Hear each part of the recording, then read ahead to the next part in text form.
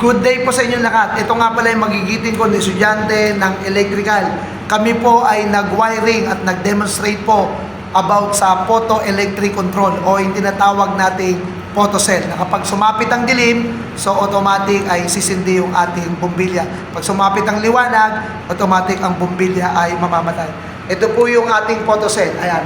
Tatakpan po ng aking magiting na estudyante para makasense ng dilim yung ating photocell. So ayan po. Sa pakitanggal. Okay, so ganito naman po gagawin namin. Papatayin yung switch kasi maliwanag at para sumindi yung ating ilaw. Patayin mo yung switch. Ayun. Nag-automatic. Pakisindi yung ilaw. Ayun. Automatic. Ayan po ang ginawa ng aking magigiting na estudyante sa larangan ng electrical. So sila po ang magigiting ko na estudyante ng electrical. Muli po, maraming salamat po sa inyong lahat. Mag-ingat po tayo lagi-lagi. Salamat ulit sa inyong lahat.